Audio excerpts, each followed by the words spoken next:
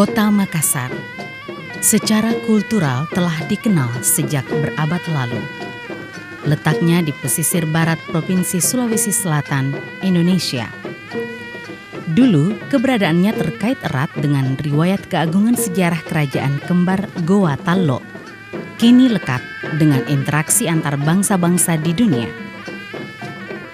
Kota Makassar yang dominan dihuni 4 etnik, Bugis, Makassar, Mandar, dan Toraja ini posisinya persis di tepi pantai yang permai, dikelilingi oleh gugusan kepulauan Spermonde yang memiliki taman laut nan indah, dihuni biota laut yang beragam.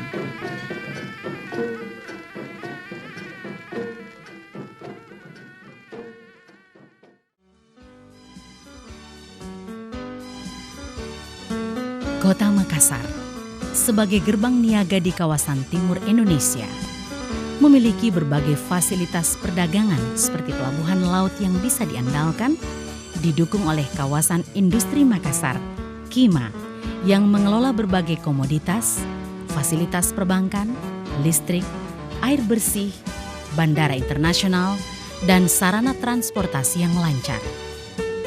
Di samping itu, Kota Makassar juga memiliki kawasan objek pariwisata peninggal sejarah, pecinaan atau Chinatown, kampung Melayu, wisata pantai, dan wisata alam yang asri. Hotel-hotel bertaraf internasional dilengkapi oleh keunggulan budaya lokal yang khas serta masyarakat yang ramah.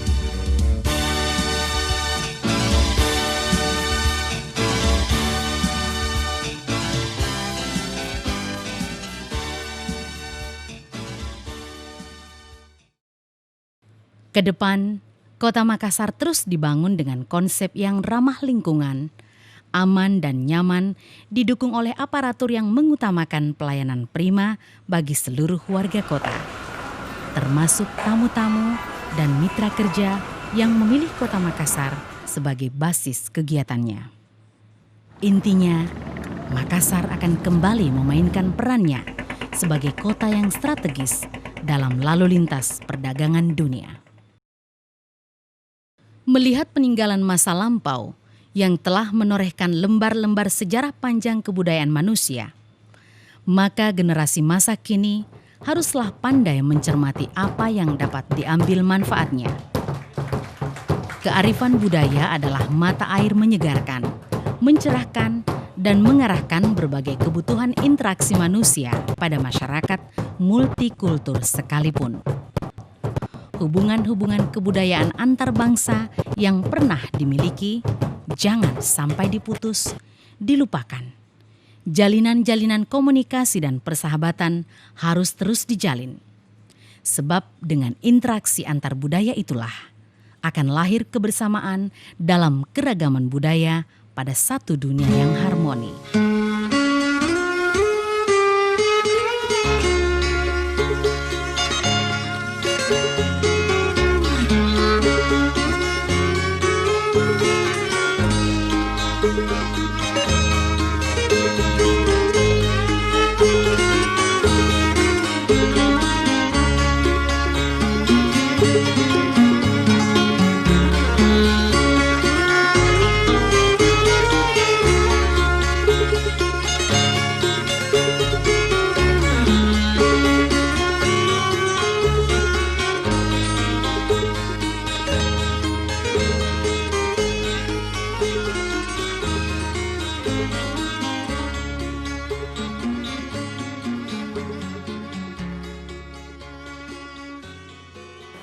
Assalamualaikum warahmatullahi wabarakatuh. Selamat datang di Kota Makassar. Welcome to Makassar, kota yang terkenal dengan julukan Kota Anima ini, yang memiliki berbagai potensi baik budaya, ekonomi maupun pariwisata. Di mana kota ini memiliki potensi laut yang cukup baik dengan bentangan garis pantai sepanjang kurang lebih 35 km. Pantai Losari yang merupakan ikon Kota Makassar saat ini sedang dilakukan revitalisasi untuk memberikan ruang publik kepada masyarakat untuk menikmati indahnya pantai dan indahnya sunset di kala petang. Di Kota Makassar juga kaya akan makanan tradisional seperti palu mara, palu basah, coto Makassar, sop kondro, dan masih banyak lagi. Selain makanan tadi, juga tersedia penganan tradisional antara lain uji nangka, jeruk bayau, onde-onde, jalang kote, pisang epe, dan masih banyak lagi. Kota Makassar, pusat pelayanan kawasan Indonesia Timur, telah tersedia bandara, pelabuhan internasional, kawasan industri Makassar, di mana Kota Makassar sekarang ini sedang dilirik oleh berbagai pihak investor untuk menanamkan investasinya di Kota Makassar.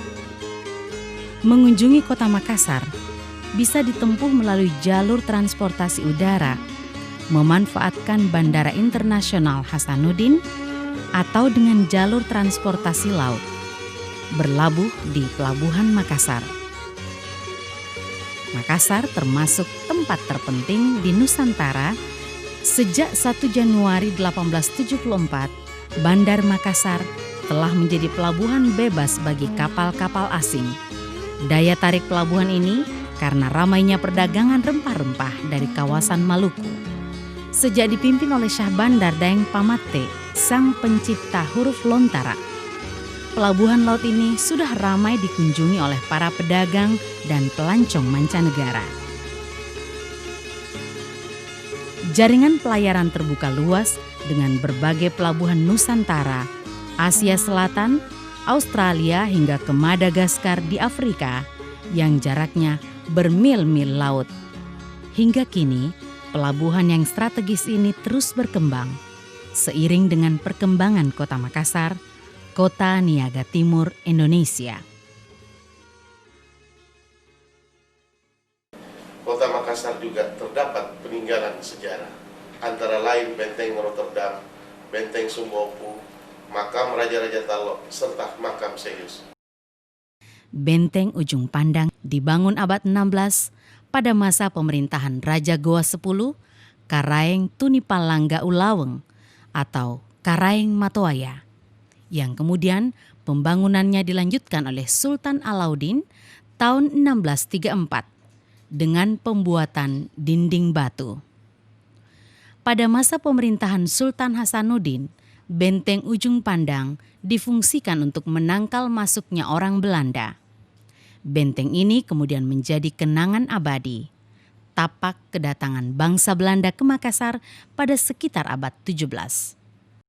Tetapi pada tanggal 24 Juni 1669, setelah dengan segenap kekuatan dan daya yang tersedia, pasukan Belanda yang dipimpin Admiral Cornelis Jansen Spelman berhasil menaklukkan Imperium Goa.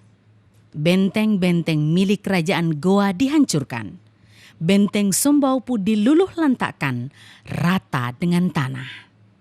Tetapi benteng Ujung Pandang selamat. Benteng ini kemudian dijadikan pusat pemerintahan, perdagangan, dan militer. Tahun 1673, benteng Ujung Pandang dirombak besar-besaran. Untuk menghormati Spelman, benteng itu diberi nama Rotterdam, kota kelahiran sang admiral di Belanda. Sejak kalah dalam Perang Makassar 1669, Raja Goa ke-16 Malombasi Daeng Matawang Karaeng Bonto Mangape Sultan Hasanuddin secara politis mulai tersingkir. Namun pertempuran itu tercatat sebagai perang paling dahsyat yang pernah dialami VOC, Verenigde Oost-Indische Company, di Nusantara Indonesia. Karena itu, sebagai tanda apresiasi lawannya, Sultan Hasanuddin diberi gelar De Hansje van het Oosten, ayam jantan dari timur. Kini jasadnya bersemayam di puncak Bukit Tamalate, Katangka, Kabupaten Goa, Sulawesi Selatan. Pekuburan keluarga kerajaan yang berarsitektur khas Islam. Makam itu masih sering dikunjungi berbagai kalangan masyarakat, termasuk wisatawan domestik dan mancanegara.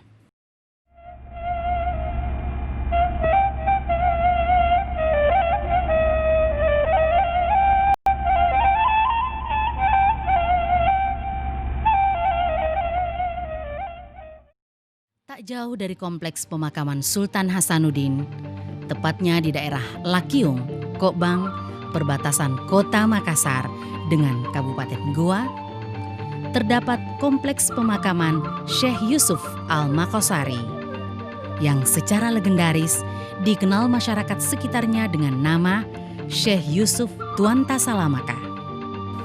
Syekh Yusuf adalah pahlawan nasional kami yang lahir di Makassar. Syekh Yusuf Tuan Tasalamaka yang menyebarkan syiar Islam di Makassar, bahkan ke pelosok dunia. Syekh Yusuf telah mempertahankan dua etnis antar bangsa, Makassar dan Afrika Selatan. Syekh Yusuf diyakini sebagai sufi ahli tarekat, menguasai mistik Islam. Kelahirannya dianggap misterius dan penuh keajaiban.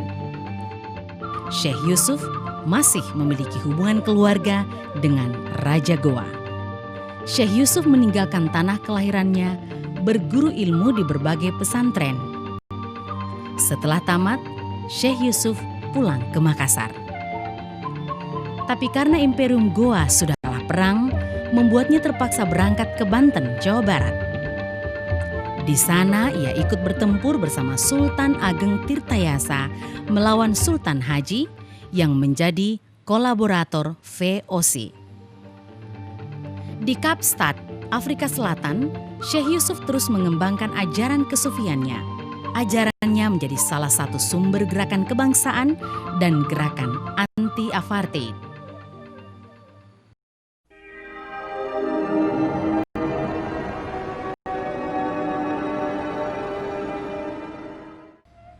Di tanah pengasingan, Kampung Makassar, Afrika Selatan, tanggal 23 Mei 1699, Syekh Yusuf meninggal dunia dalam usia 73 tahun. Selama hidup, ia mewariskan 17 karya tulis yang sering dirujuk para ilmuwan dan peminatnya. tahun 1703, Raja Goa Sultan Abdul Jalil meminta pada VOC agar kerangka sang sufi dikembalikan ke Goa. Dan permintaan itu dikabulkan pada 3 April 1705.